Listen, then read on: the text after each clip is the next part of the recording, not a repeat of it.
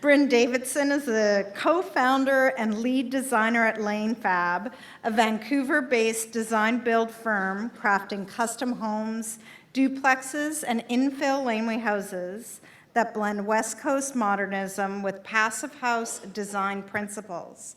Bryn has a degree in mechanical engineering from UC Berkeley and a Master's of Architecture from University of British Columbia. His 2014 TEDx talk laid out the firm's goal of creating projects that go beyond net zero to have a net positive impact on the climate crisis. Welcome.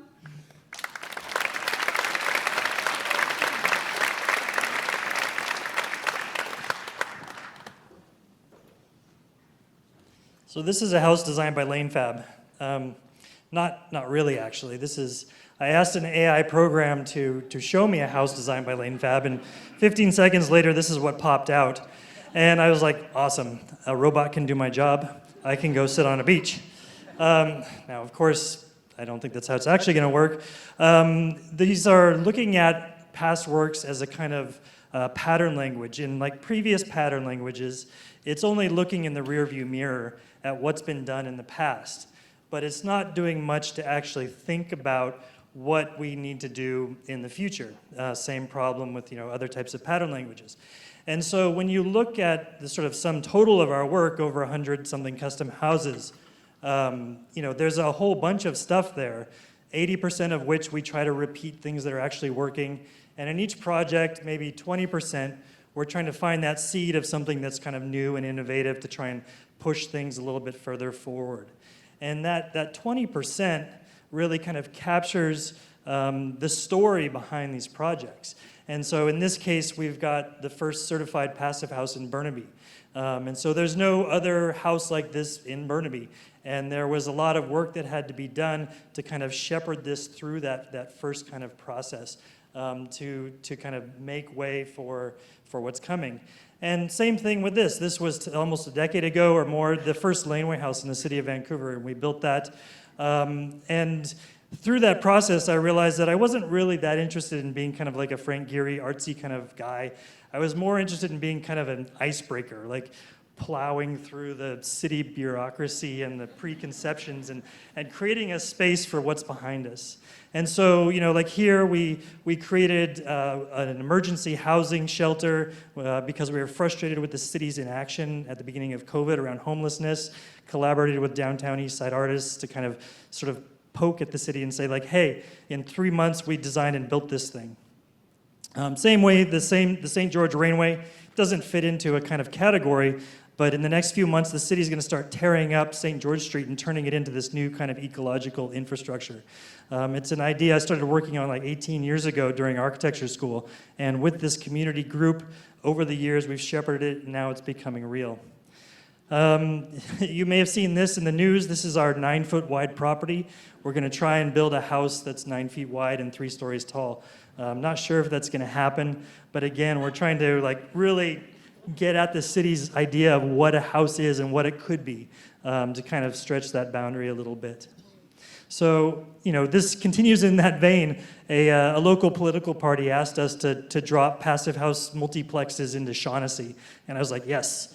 And so we quickly sketched up something, and a day later, we're like, here you go, and they use this in their kind of promo material, and I love that idea of taking ecological housing at a big scale and dropping it into a mansion district. And a lot of this work that we do is this kind of inventive sort of stuff that we are collaborating online because these problems are bigger than us. And so we have these discussions online with this great network of folks all around the world who are working on passive house and other types of housing strategies. So, where does that come for our work in terms of as a profession?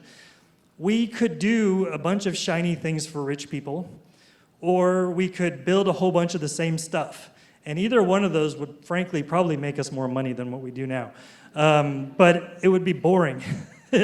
And so what I'm interested in is this intersection between making things, designing and building and making things, and big ideas, climate change, housing crisis, systemic change, policy.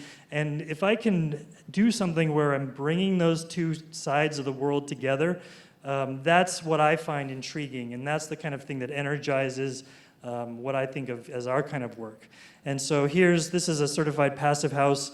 It's supposed to be 90% less energy for heating compared to a regular house, and the shape of the building is entirely driven by these super rigorous constraints.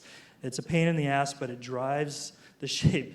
And at the same time, I also have this ongoing fascination with small spaces for many of the same reasons. This is 360 square feet that I lived in for 3 years. Every little bit, every little piece has to have a function. And so there's no kind of slack. But there's also kind of a beauty in terms of making something like that work. And so those two pieces, those two poles, go forward and inform what we do. In some cases, it's spatial Jenga. You got a house and a home office and storage, all crammed in the space that used to be a garage.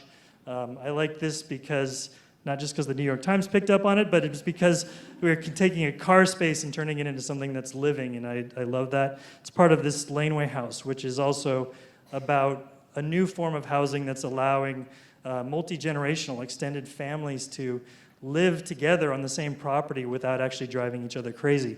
And so it's been really fun working with families, creating these kind of infill housing opportunities in all sorts of different ways. We also sometimes have a chance to work with mid-century modern architecture.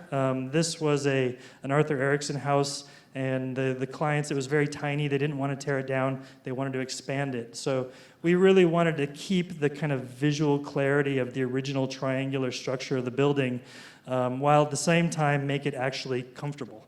So we did this sort of addition off the side and redid the house. Now it's probably the only Arthur Erickson house with triple glazed windows.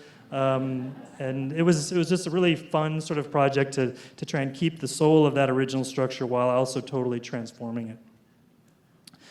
And so this is another project near Douglas Park in Vancouver. This is a client in a wheelchair. He wanted something modern, green, also with a bit of rustic Italy thrown in. So, we've designed this structure around the central elevator core. And that became the organizing principle for bringing all of these ideas together. And when we were able to create that for him, I think it felt good. And so, in the same thing with this last project, the Burnaby House, taking the old house's wood and reusing it on the new house. It's a symbol of what I would call meaningful invention.